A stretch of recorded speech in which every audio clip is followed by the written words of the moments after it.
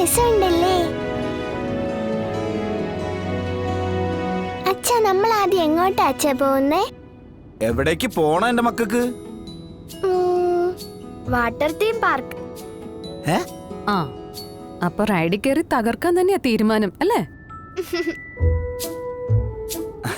അവര് തകർക്കട്ടോ.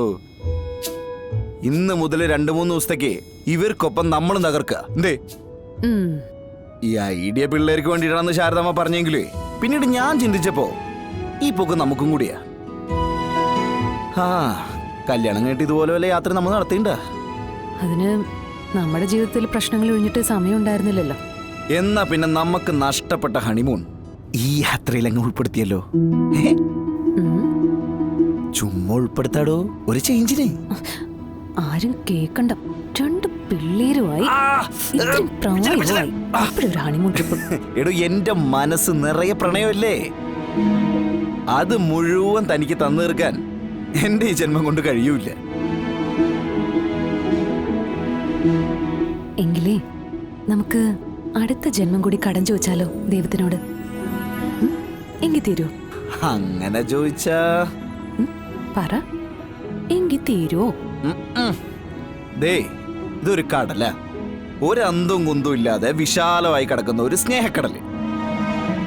ഇതിന്റെ തീരത്തിതേ തന്നെ നോക്കിയതാ ഇങ്ങനെ ഇരിക്കണം.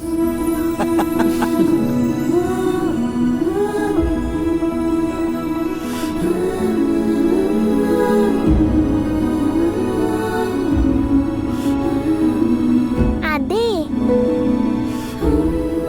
ഇങ്ങനെയായിരുന്നേ കാർ ഓടിക്കാൻ ആ കമലങ്ങളെ കൊണ്ടുവരായിരുന്നു.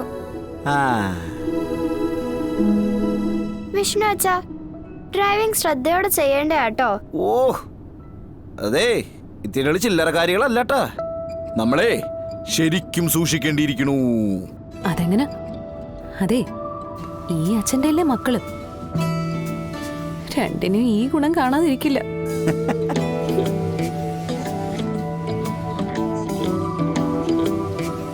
ആ മക്കളെ, ഇപ്പൊ അച്ഛന്റെ ഡ്രൈവിംഗിന്റെ കോൺസെൻട്രേഷൻ കളയുന്ന ആരാ നോക്കിയേ? രണ്ടും കണക്കാ. മിക്കാറും വണ്ടി ഞങ്ങൾ ഓടിക്കേണ്ടി വരുമെന്നാ തോന്നുന്നേ.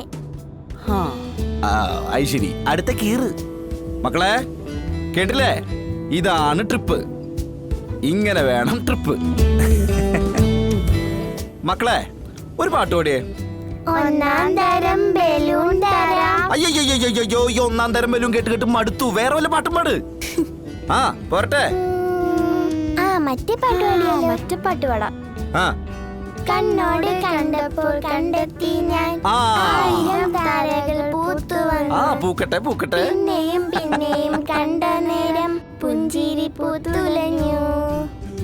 കാണാതെ വയ്യെന്ന് തോന്നലായി, കണ്ടിട്ടും കണ്ടിട്ടും പോരാതായി.